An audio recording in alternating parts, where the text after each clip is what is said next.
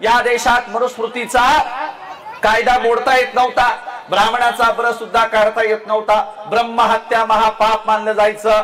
तेव्हा जगद्गुरु जगतवंद्य तुकोबरायांनी अभंग लिहिला, काय महिमा वर्णू आता सांगणे किती, कोटी ब्रह्महत्या मुख पाहता जाती। अरे आमच्या तथागत विठ्ठलाचा काय महिमा सांगावा, 1 कोटी ब्राह्मणांची हत्या झाली आणि एकदाच विठ्ठलाचं तोंड पाहिलं तर सगळं पाप धुतलं जातं। हा मनुस्मृतीच्या विरोधातला अभंग लिहिणारे गाणारे जगतवंद्य जगद्गुरु तुकोबाराय आणि प्रतापगडाच्या पायथ्याशी कृष्णा भास्कर कुलकर्ण्याची खांडोळी करून हाच तुकोबारायांचा अभंग प्रत्यक्षात खरा करून दाखवणारे त्यांचे खरे पटशिष्य, रयतेच्या राज्याचे संस्थापक, कुळवाडी भूषण बहुजन प्रतिपालक, ज्यांनी सह्याद्रीच्या दऱ्याखोऱ्यातून घोड्यांच्या टापांचा आवाज दिल्लीच्या तख्तापर्यंत नेला, ज्यांच्याबद्दल ज्योतिराव फुले म्हणाले आम्हा कुळवाड्यांचा राजा, आणि म्हणून छत्रपती शिवाजी महाराज, लोकराजा राजर्षी शाहू महाराज आणि तुमच्या आमच्या एकूण सगळ्या क्रांतीचे जनक असणारे ज्योतिराव फुले साहेब यांना देखील अभिवादन करतो।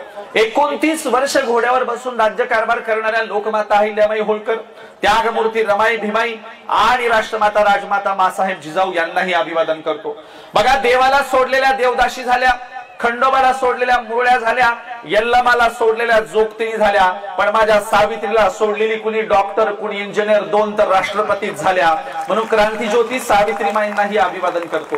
मी जेवढ्या महापुरुषांची नावं घेतली तेवढ्या महापुरुषांचं उरलेलं कार्य भारतीय संविधानाच्या रूपाने पुढे आणणारे, या देशातल्या सगळ्या संतांना न्याय मिळवून देणारे, मराठ्याच्या घरात जन्माला आलेले तुकोबराय म्हणत होते घोकाबया अक्षर मज नाही अधिकार। आता महाजनाच्या मराठ्याच्या कुणब्याच्या घरात जन्माला आलेल्या तुकोबरायांचा अभंग गाथा जर बुडवला जाऊ शकत असेल, त्यांना अक्षर घोकण्याची संधी जर नसेल, तर इथे अतिशूद्रांचे गाव कुसाच्या बाहेरच्यांचे काय हाल असतील, हा विचार बाबासाहेब आंबेडकरांनी केला। मराठ्याच्या घरात जन्माला आलेले तुकोबराय म्हणत होते नाही कोणी येथे मुक्यांचा जाणं, आम्ही मुके आहोत, आम्हा मुक्यांची जाणीव ठेवणारा कोणी नायकच नाही। हाच अभंग घेऊन तुकोबरायांच्या नावाने मूक नायक पेपर सुरू करणारे आणि खऱ्या अर्थाने मराठ्याच्या घरात जन्माला आलेल्या तुकोबरायांच्या संकल्पनेतला मुक्यांचा नायक ठरलेले भारतीय घटनेचे खरे शिल्पकार, परमपूज्य बोधिसत्व, विश्वरत्न, महामानव डॉक्टर बाबासाहेब आंबेडकर यांनाही या ठिकाणी मी अभिवादन करतो। जग बदल घालुनी गाव मला सांगून गेले भीमराव, गुलामगिरीच्या या चिखलात का ऋतून बसलाय रावत, चल निघ घे बिनेवरती धाव मला सांगून गेले भीमराव, असं म्हणत बाबासाहेबांचं उरलेलं कार्य पुढे चालवणारे आणि शिवरायांचा पवाडा साता समुद्राच्या पलीकडे म्हणजे रशियापर्यंत घेऊन जाणारे साहित्य सम्राट लोकशाहीर अण्णाभाऊ साठे, शिकलेल्या लोकांना ज्यांनी प्रश्न केला तुझ्या हाती तूप आलं, तुझ्या हाती साय, समाजाचं काय रे गड्या, समाजाचं काय, टाटा बिर्ला तरतील बाकी सारेच उपाशी मरतील, असं म्हणणारे लोककवी वामनदादा कर्डक आणि परिवर्तनवादी चळवळीतल्या तमाम महापुरुषांना मी या ठिकाणी अभिवादन करतो, मानाचा मुजरा करतो। इथे भीम आहे, तिथे भीम आहे, तिथे भीम माझा लढा देता आहे, जिथे माणसाला लढा येत नाही तिथे भीम माझा धडा देता आहे।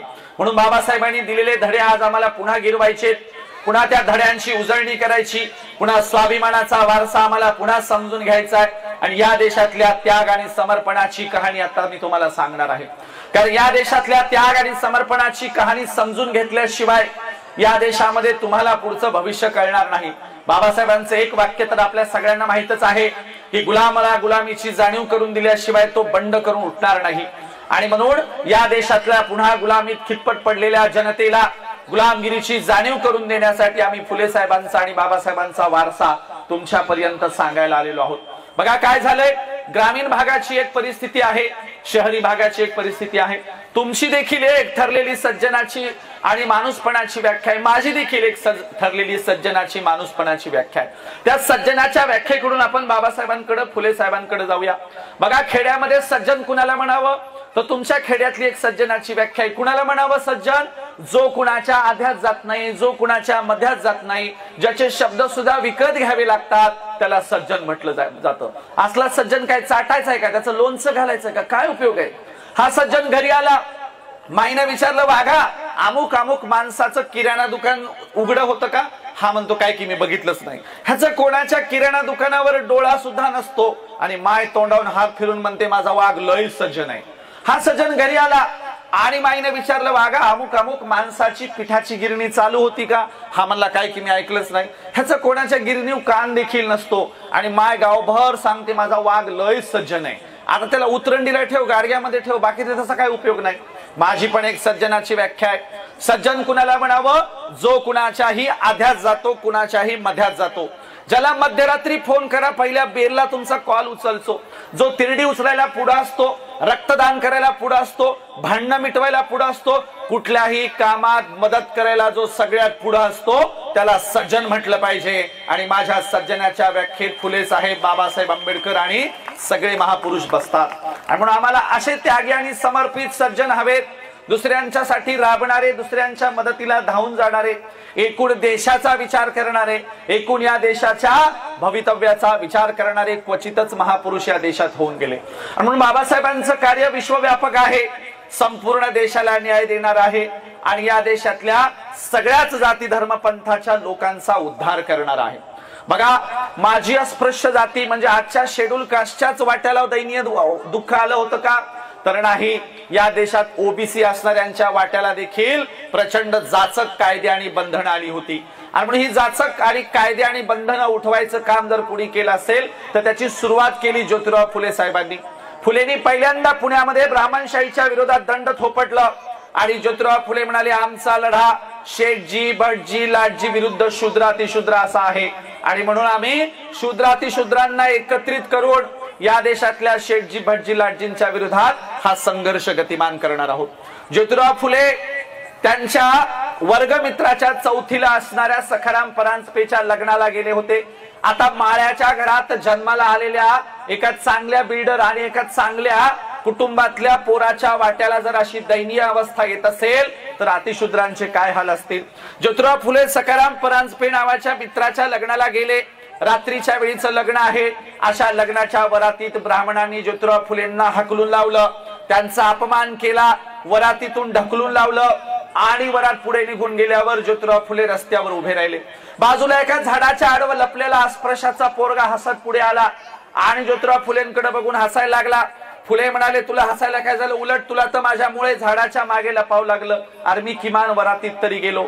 तेव्हा अस्पृश्याचा पोरगा म्हणतो, ज्योतिराव आम्हाला कळतं तरी आमची अवकात काय, तुला तर तुझी अवकात सुद्धा कळत नाही, तुला हकलून लावलं। ज्योतिराव फुलेंच्या मनाला शब्द लागले, घरी वडिलांना जाऊन सांगितलं, वडिलांनी सांगितलं नशीब पेशवाई नाही, नाहीतर तुझं मुंडकं उडवलं असतं। वडिलांनी फुलेंची बाजू घेऊन समोरच्या लोकांशी भांडायला येण्याऐवजी फुलेंना आज घरामध्ये रागवले।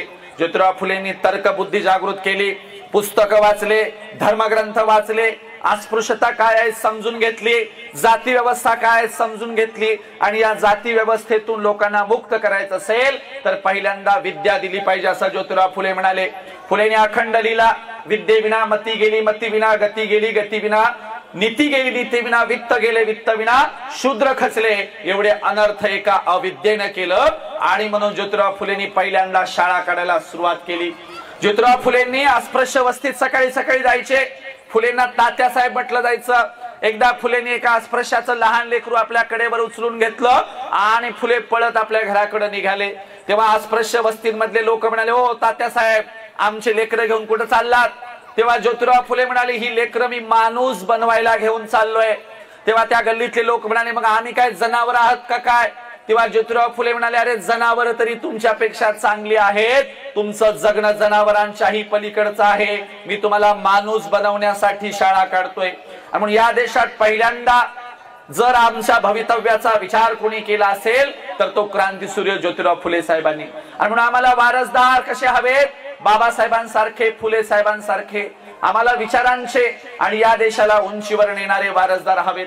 बघा, एकदा ज्योतिराव फुलेंचे सासू सासरे म्हणजे सावित्रीमाईंचे आई वडील एकदा सावित्रीमाईंना भेटायला आले। महिलांच्यासाठी फार महत्वाचा किस्सा सांगतो ऐका। सावित्रीमाईंचे आई वडील सावित्रीमाईंना भेटायला आल्याच्या नंतर सावित्रीमाईंचे आई वडील म्हणाले, साऊ तुला काय मूलबाळ होत नाही असं आपल्या जावाई बापूंना म्हणावं, दुसरं लग्न करा। सावित्रीमाई म्हणाल्या, ते काही माझे ऐकायचे नाहीत, असं करा तुम्ही स्वतः जाऊन सांगा। सावित्रीमाईंचे आई वडील फुले साहेबांकडे बैठकीच्या खोलीत आले, जावाई बापूंना म्हणाले, जावाई बापू तुम्हाला काही आमच्या साऊकडून मूलबाळ होईना, असं करा तुम्ही काय करा, दुसरं लग्न करा आणि साऊला सवत आणा, सवत। ज्योतिराव फुले म्हणाले, दरवेळेला मूलबाळ होत नसेल तर दोष काय स्त्रियांचाच असतो का? समजा मी सावित्रीला दुसरी सवत आणली आणि तिलाही मूलबाळ नाही झालं तर मग साऊला दुसऱ्या सवत्या आणाल का? दुसऱ्या सवत्या आणणार असाल तरच मी दुसरं लग्न करायला तयार आहे. सावित्रीबाईंच्या आई वडील म्हणाले असला कसला जावई आहे बाबा, ऐकतच नाही, निघून गेले. बरेच दिवस झालं. पुन्हा सावित्रीबाई म्हणाल्या असं काय करता, दुसरं लग्न करा. ज्योतिराव फुले म्हणाले साऊ अगं दुसरं लग्न कशाला करायचंय? सावित्रीबाई म्हणाले आपण मेल्यावर आपल्या समाधीवर 4 फुलं व्हायला येणारा आपला वारसदार नको का?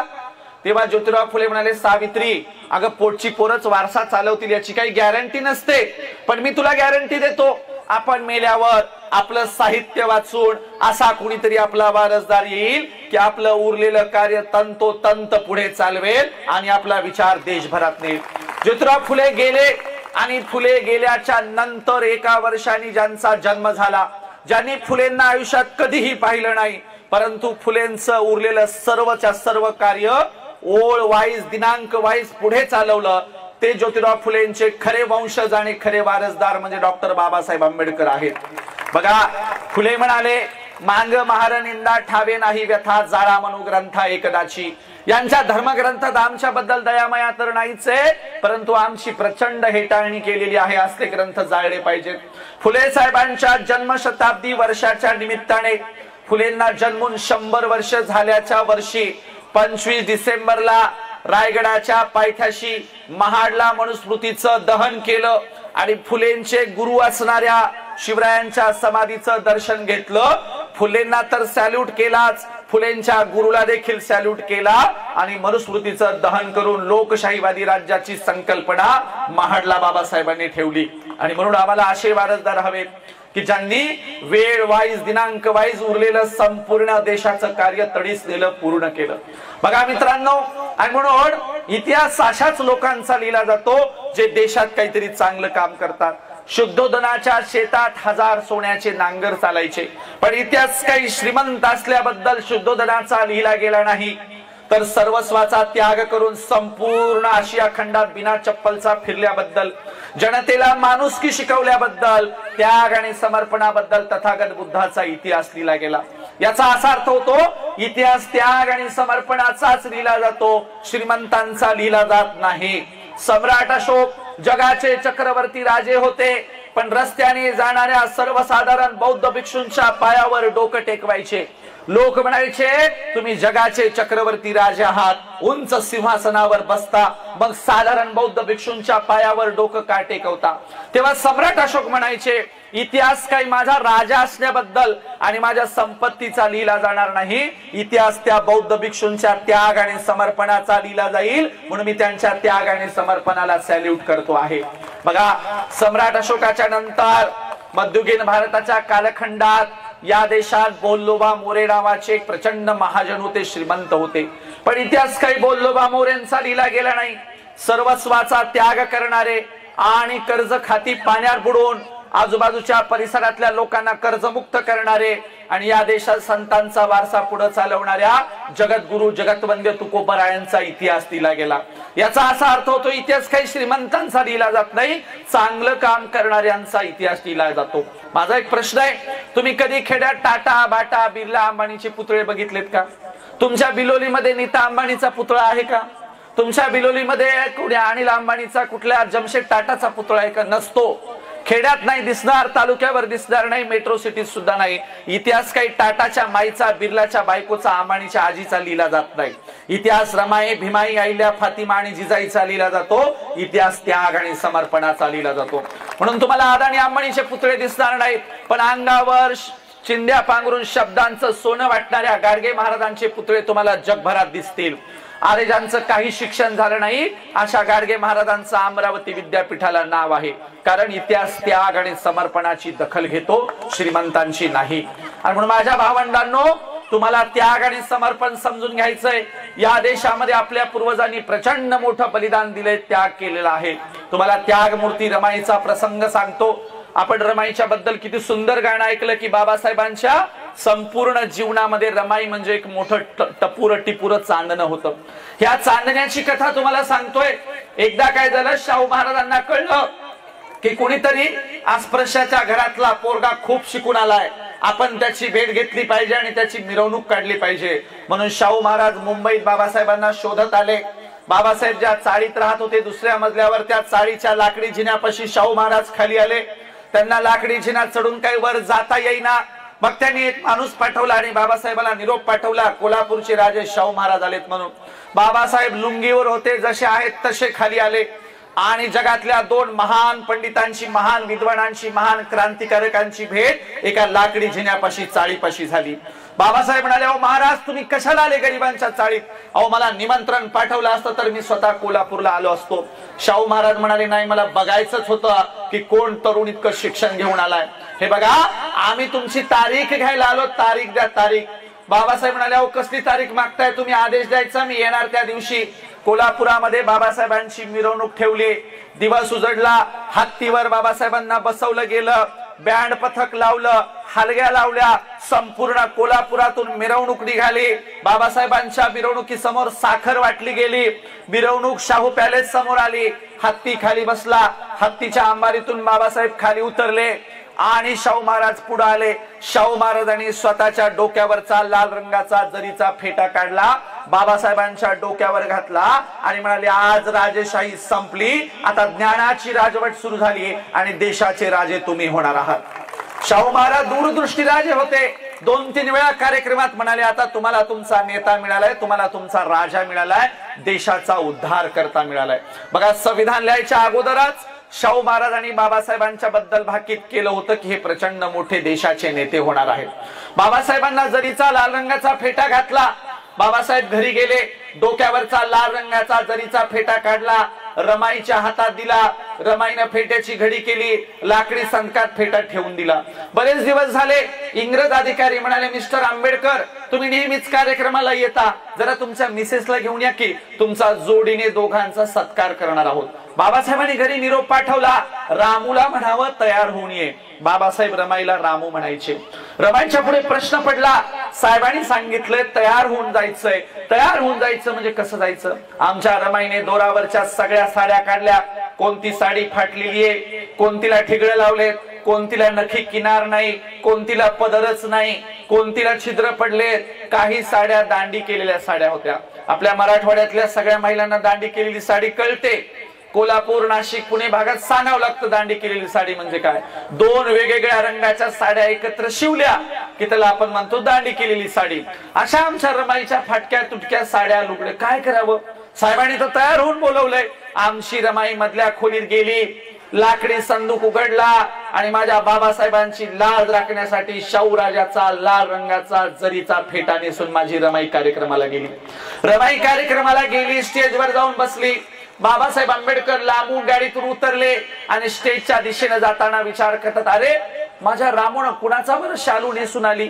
माझ्या रामूला मी कधीच एवढा महागडा शालू घेतला नाही, आज लाल रंगाचा जरीचा शालू कुणाचा बरं माझी रामू नेसून आली? अरे मी इतक्या देशात फिरलो, बाहेरच्या देशात गेलो, पण रामूला कधीही महागडा शालू आणू शकलो नाही, साडी आणू शकलो नाही, तिला फुटका मणी सुद्धा मी करू शकलो नाही, पण आज माझी रामू कुणाचा बरं शालू नेसून आली? जसे जसे बाबासाहेब आंबेडकर स्टेजच्या दिशेने जातात, स्टेजच्या पायऱ्या चढायला लागतात, तसं लक्षात येतं, अरे माझी रामू माझी लाज राखण्यासाठी शाहू महाराजांचा जरीचा फेटा नेसून आली आहे. बाबासाहेबांच्या डोळ्यातून थेंब ओघळणार तेव्हा बाबासाहेब ठरवतात रामूकडे बघायचं नाही. रामूकडे बघितलं तर रामू देखील रडेल आणि आपल्या डोळ्याला अश्रू येतील. बाबासाहेबांनी ठरवलं खाली बघायचं. रमाईच्या लक्षात आलं, साहेबांनी ओळखलंय मी शालू नाही फेटा नेसून आली आहे. तेव्हा रमाईने पण ठरवलं साहेबाकडे बघायचं नाही, चुकून साहेबांना किंवा मला रडू आलं तर प्रसंग वेगळा होईल. म्हणून रमाईने ठरवलं पायाकडे बघायचं. खाली रमाईने जे मुंडकं घातलं ते वर केलंच नाही. कार्यक्रम संपला. दोघेही गाडीतून घरी जात होते. संपूर्ण गाडीमध्ये कुणीच बोलत नव्हतं, सगळे चिडेल चूप होते. घरी गेल्याच्या नंतर साहेबांनी अंगावरचा कोट काढून रमाईच्या हातात दिला तेव्हा रमाईच्या डोळ्यांना अश्रुधारा लागल्या होत्या. रमाईचे अश्रू बाबासाहेबांच्या बुटावर पडत होते आणि बाबासाहेब सांगत होते, रामो काळजी करायची नाही, मी माझ्या जनतेला सांगेल, एक वेळच मला विसरला तरी चालेल, पण माझ्या रामूचा त्याग आणि समर्पण विसरायचं नाही. तिच्या त्याग आणि समर्पणामुळेच मी संपूर्ण देशाचा संसार करू शकलो. मी रामूचा संसार नीट नाही करू शकलो, पण लोकशाहीचा संसार, या देशाचा संसार मी नीट करू शकलेलो आहे. आणि म्हणून रमाईच्या त्याग आणि समर्पणामुळे आम्हाला चांगले दिवस आलेत. मला महिलांना प्रश्न करायचा, एक विचारायचा आहे, जेव्हा केव्हा तुम्ही जयंतीला जाण्यासाठी कपाट उघडता किंवा तुम्ही कुठल्या तरी लग्नाला जाण्यासाठी सुटकेस बास्केट उघडता आणि त्या कपाटातून सुटकेस मधून एखादी चांगली महागडी साडी नेसण्यासाठी काढता, ती चांगली महागडी साडी नेसत असताना तुम्हाला चुकून तरी रमाईच्या त्याग आणि समर्पणाची आठवण होते का? तुम्हाला चुकून रमाई कधीतरी आठवते का? आणि म्हणून आम्ही स्वतःला हा प्रश्न केला पाहिजे. म्हणून दरवर्षी महापुरुषांच्या जयंतीच्या निमित्ताने त्यांनी केलेल्या कामाची उजळणी आम्ही केली पाहिजे. आपलं कसं आहे, 4 महिलांचं, आपल्या महिला एकत्र येतच नाहीत आणि आल्या तर चर्चा कशावर करतात? कोणाची नांदना, कोणाची पळून गेली, कोणाला कोड फुटला, कोणाची काडी मोड झाली, याच्या आमच्या बायाची चर्चा असते. पण घरात कधी रमाई, भीमाई, आईल्या, फातिमा, जिजाईची चर्चा नसते. कधी रमाईच्या त्यागाची चर्चा नसते. एका गावामध्ये शेड्यूल कास्टला जागा सुटली सरपंच पदाची. मग बाई झाली सरपंच. मग अधिकारी आले, सरपंच कोण आहे, सरपंच कोण आहे? मग बाई पुढे आली, म्हणली सरपंच नाही, मीच सरपीण आहे, म्हणली मीच गावची प्रमुख आहे. आता बाई मोठ्या त्यागाने सरपीण झाली. सरपीण झाली तर झाली, इकडून 5% खाय, तिकडून 10% खाय, इकडून वड तिकडून वड, मस्त 2 मजली बंगला बांधला. चांगली एका दिवशी महागडी साडी नेसली, गावभर फिरली. गावचे लोक गेले कदरून, म्हणले एवढी सगळीला आम्ही सरपंच केलं, गावचा विकास गेला बोंबलं, स्वतःचाच विकास केलाय म्हणले. मग बाया म्हणले हिला विचारायचीच नाही कितीला साडी घेतली म्हणून. अख्खं गावभर फिरलं, कोणीच विचारेना कितीला घेतली. संध्याकाळ झाली, बोळीचा रस्ता लागला, अरुंद रस्त्याने पाय आपटीत, दन दन पाय आपटीत घराकडे निघाली. घराकडे आणणाऱ्या रस्त्याने जाताना रस्त्यात एक कुत्री झोपली होती. कुत्रीच्या शेपटी पाय पडला. कुत्री म्हणली काय कोण? ही म्हणली आजच घेतली 10,000 रुपयाला. कोणीच विचारेना कुत्रीला सांगायली. अशी आमची सगळी अवस्था आहे, परिस्थिती आहे. आणि म्हणून शेजाऱ्या पाजाऱ्यांशी तरी संवाद ठेवला पाहिजे, ग्रामीण जनतेशी संवाद ठेवला पाहिजे, एकमेकांशी संवाद ठेवला पाहिजे, तरच आपल्या देशाचा, गावाचा, राष्ट्राचा विकास होणार आहे. आम्ही स्वार्थी होत चाललो. तो आमचे सत्यपाल महाराज नेहमी सांगतात, आपलं कसं आहे, बाल्याची माय बाली आणि 10 बाय 10ची खोली. आपलं कसं आहे, माझी बाडी, माझी गाडी, माझ्या बायकोची साडी, याच्या पलीकडे काही आम्ही विचार करत नाही. शेजारचा मेला काय गेला काय त्याच्याशी आम्हाला काही घेणं देणं नसतं. अहो शेजाऱ्याचं सोडा, एका कुटुंबात सुद्धा संवाद उरलेला नाही. संवाद, टीव्ही चालू असते, कोणतं तरी बाहेरून येतंय, रिमोट हातात घेतय, उकड बसूनच गचगच खातय जातय. दुसरं येतंय, सोफ्यावर बसतय, तसंच खातय. तिसरं येतंय, टीव्ही बघतय, तसंच खातय. कुणाचा कुणाला ताळमेळ नसतो. कुटुंबाची परिस्थिती सुद्धा अशीच आहे. मी एका गावात कीर्तनाला चाललो होतो आणि रस्त्यामध्ये पांडीचा अरुंद रस्ता होता आणि एक जणाचे गुरढोर उभे होते. मी त्या एक जणाला म्हणले, आम्हाला जायला उशीर व्हायला आणि ती जनावर काढ. म्हणलं कुणाची ती गुरढोर? ते म्हणला वासरू माहिती म्हणला कोणाचं आहे, ती गाय नाही माहित कोणाची. बरं म्हणलं काढ बाबा, कुणाचं आहे ते वासरू? ते म्हणला वासरू त्या गायीचं आहे म्हणला, पण गाय नाही माहित कोणाची आहे म्हणला. लय शहाणा झालास का म्हणलं, सरक बाजूला. जनावर बाजूला काढले, कार्यक्रमाला गेलो, कीर्तन संपलं. कीर्तन संपल्या पोरग स्टेजवर आलं. म्हणलं महाराज मायछान किंवा म्हणला लय भारी बोलतात, चला तुम्हाला चहा प्यायला नेतो आपल्या घरी. म्हणलं मी चहा पित नाही, म्हणला दूध पाजतो, चला तर खरी. घराकडे नेताना एवढा मोठा म्हशीचा गोठा होता. म्हणलं का रे, ह्या सगळ्या म्हशी तुमच्याच आहेत का? म्हणला हो. मी म्हणलं सगळ्यात दूध देतात का? म्हणला महाराज येडे झालं काय, म्हशी कुठे दूध देतात का? काढावं लागतंय म्हणला, मनानं देत नसतात म्हणला. म्हणलं एवढा शहाणा आहेस का, मग शाळेत का जात नाही? मगाशी तर गुराढोरांच्या मागे होता. म्हणला जातो शाळेत. मग म्हणलं तू कितवीत आहेस? म्हणला मी 9वीत आहे. 9वी. मी म्हणलं बिलकुल वाटत नाही 9वीत म्हणून. म्हणला मोजून बघा 9वीत आहे म्हणला, वीत. असा पोरगा माझी काडी मलाच लावायला लागला. मला एवढा शहाणा आहेस का?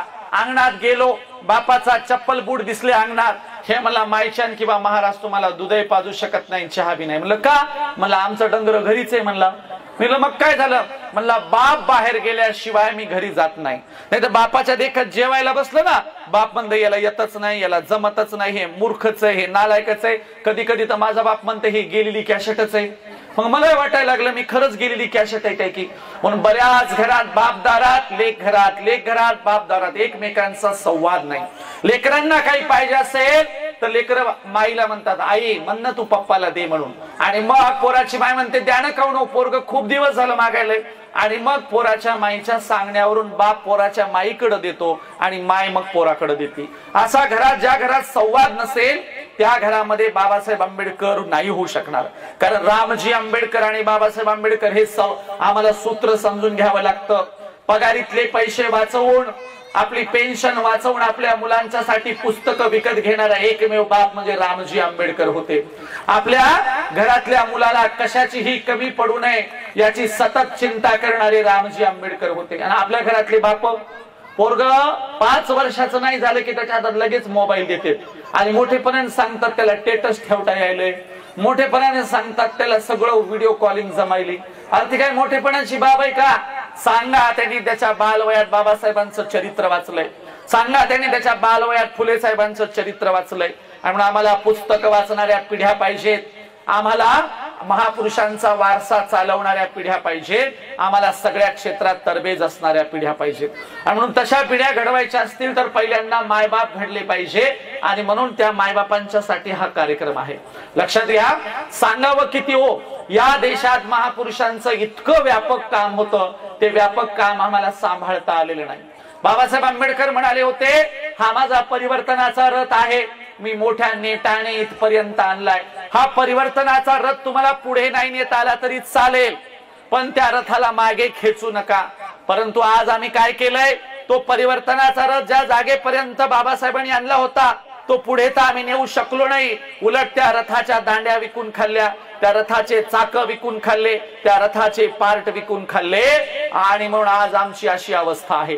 म्हणून लोकशाही वाचवायची वेळ आमच्यावर आली आहे, देश वाचवायची वेळ आमच्यावर आलेली आहे. अशा वेळेला आम्हाला आंबेडकरी जनतेला सतर्क आणि जागृत करायचंय. अशा वेळेला आम्हाला या देशातल्या महापुरुषांचा जे वारसा चालवतात त्या लोकांना सतत सतर्क आणि जागृत करायचंय. बघा, बाबासाहेबांच्या काळात माणसं कशी होती ना आताची माणसं कशी आहेत. एकदा काय झालं, बाबासाहेब समुद्र किनाऱ्यावर पुस्तकांच्या ट्रंका घेऊन उतरले आणि आपल्या घराकडे जाणार, तोच तिथं काही माणसं बाबासाहेबांच्या दिशेने आली आणि माझ्या रिक्षात बसा, माझ्या रिक्षात बसा म्हणून भांडायला लागली. तोपर्यंत एका वाळलेल्या अगदी हडकुळ्या माणसाने बाबासाहेबांच्या पुस्तकांच्या बॅगा घेतल्या आणि आपल्या पायंडल सायकल रिक्षामध्ये नेऊन ठेवल्या. बाबासाहेब त्याच्याकडे गेले, म्हणाले, हे बघ, माझ्या घराचा रस्ता चढाचा आहे, दुसरं माझं वजन आणि 2 बॅगांचं वजन तुला तोलणार नाही, तुला सायकल पायडल रिक्षा चालवता येणार नाही. मी दुसरा कोणीतरी माणूस बघतो, परंतु तुझ्या रिक्षातल्या बॅगा माझ्या उतरून दो. तो माणूस म्हणाला, हे बघा साहेब, माझ्या रिक्षात बॅगा ठेवल्या तर तुम्हाला कोणीच नेणार नाही, कारण तुम्ही माझे झाले. आता तुम्हाला याच रिक्षातून यावं लागेल. रिक्षा चालवणाऱ्याला माहितच नाही आपल्या रिक्षात बसणारी व्यक्ती कोण आहे. बाबासाहेबांच्या घराचा रस्ता लागला, चढाचा रस्ता, रिक्षा चालवणाऱ्याला रस्ता काही चढना. कमरेतून पूर्ण ओझं त्या हँडलवर टाकलं आणि पायंडलवर पाय दाबायला सुरुवात केली.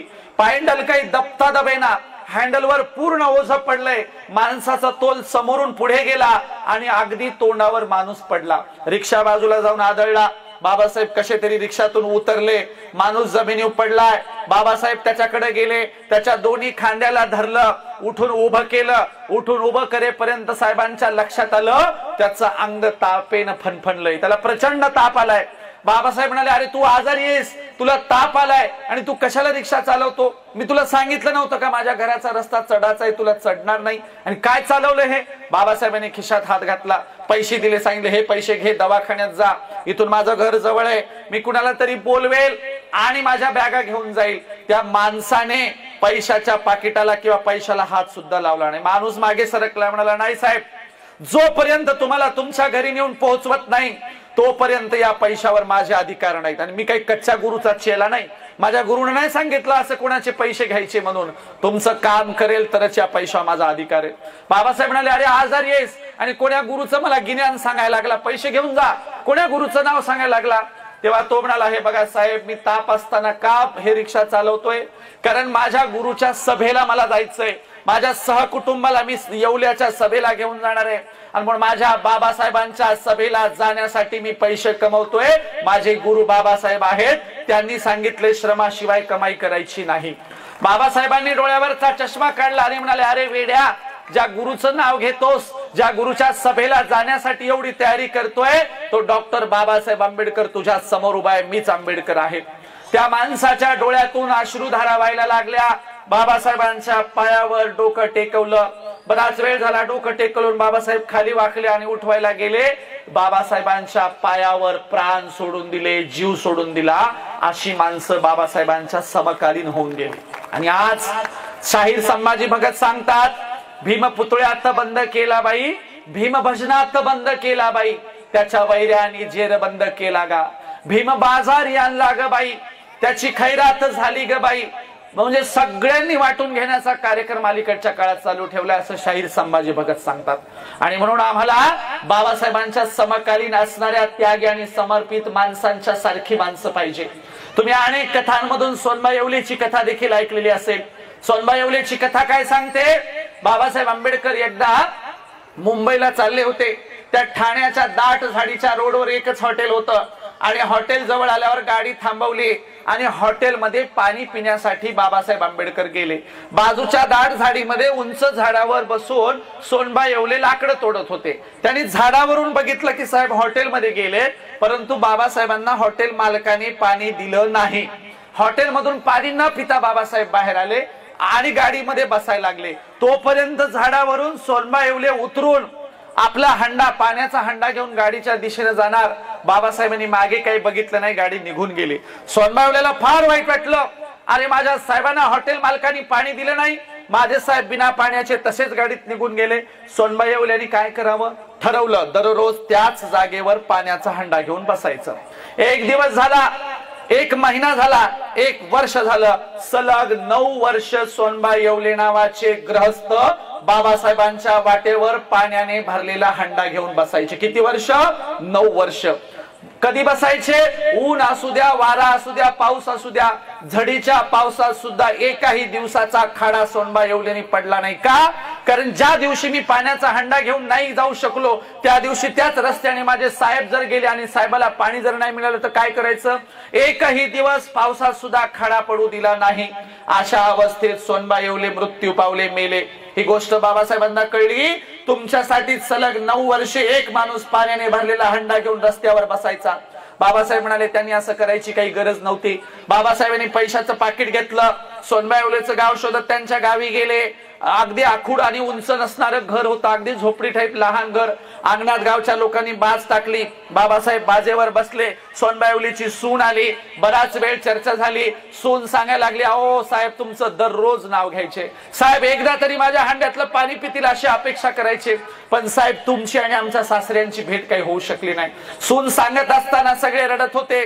बाबासाहेबांनी खिशात हात घातला, पैशाचं पाकिट काढलं, सोनबा येवलेच्या सुनेकडे दिलं। सुनेने पैशाच्या पाकिटाला हात नाही लावला, मागे सरकली आणि काय म्हणाली, साहेब पैसे नको, पण आमची एक शेवटची इच्छा आहे, माझ्या सासऱ्याचं त्या मडक्यातलं एक घोट पाणी प्या, आमच्या पिढ्यानपिढ्यांचा उद्धार होईल। बाबासाहेबांनी हंडा घेतला, हंड्यातलं पाणी पिलं आणि सांगितलं, सोनबा येवलेची कथा देखील जोपर्यंत मी असेल तोपर्यंत सांगितली जाईल, कारण मला असेच त्यागी आणि समर्पित माणसं पाहिजे। म्हणून बाबासाहेब जेव्हा जेव्हा कार्यक्रम करायचे तेव्हा सांगायचे, मला या देशात समता, स्वतंत्रता, बंधुत्व आणि न्याय यावर आधारलेला आदर्श समाज आणि राष्ट्र हवंय। मला इथे प्रश्न करायचा आहे, काय बाबासाहेबांच्या स्वप्नातलं राष्ट्र आम्ही उभं करू शकलो का? नाही, अत्यंत दुर्दैवाने सांगावं लागतं नाही। त्यांनी दिलेल्या संविधानाच्या विरोधात या देशात कार्यक्रम चालू आहेत। बाबासाहेबांनी संविधानात आर्टिकल 15 दिलं होतं। काय दिलं होतं? या देशात जात, धर्म, पंथ, वंश, संप्रदाय, लिंगभेद करता येणार नाही। आम्ही सगळे समान असू, कुणी लहान असणार नाही, कुणी मोठा असणार नाही, सगळे समान असतील, कायद्याच्या पुढे समान असतील, लोकशाही पुढे समान असतील। पण ठरलो का आम्ही समान? बिलकुल नाही। लातूर जिल्ह्यातल्या त्या उदगीर तालुक्यामध्ये मातंग समाजाची सरपंच महिला मंदिरात का गेली म्हणून महिलेला मारहाण करण्यात आली। विदर्भामध्ये आर्वीमध्ये 8 वर्षाचा मातंग समाजाचा पोरगा मंदिरात का गेला म्हणून भर दुपारच्या उन्हाळ्यामध्ये मे महिन्यात गरम स्टाईलच्या फरशीवर ऍसिड टाकून बसवण्यात आलं। लहान मुलाला शिक्षा सुनावण्यात आली। आजही या देशात जाती व्यवस्था आहे, अस्पृश्यता आहे, गैरबराबरी आहे, विषमता आहे, समता लागू होऊ शकलेली नाही। हे दुर्दैव या देशाचं। म्हणून आम्ही सांगतोय की या देशात समता लागू करायची असेल तर प्रत्येक नागरिकाने सतर्क झालं पाहिजे, जागृत झालं पाहिजे। विशेषतः आमच्या महिलांना सांगतोय, तुम्हाला या देशातली लोकशाही वाचवायची आहे, तुम्हालाच हा देश पुढे चालवायचा आहे, कारण आता माणसांकडच्या अपेक्षा संपलेल्या आहेत। आता या देशात स्त्रियांचे पक्ष उभे राहिले पाहिजे, स्त्रियांनी लीडरशिप केली पाहिजे, स्त्रियांनी चर्चा केली पाहिजे, स्त्रियांनी भाषण केली पाहिजेत। म्हणून आमचा विश्वास आता महिलांवर उरलाय। म्हणून महिलांनो जरा जागृत व्हा, आपापसातले हेवे दावे सोडा, भांडण तंटे सोडा। एका खेड्यातल्या एका म्हातारीचा किस्सा सांगतो बघा। एका गावात एक म्हातारी होती, तिला भांडायची लय सवय।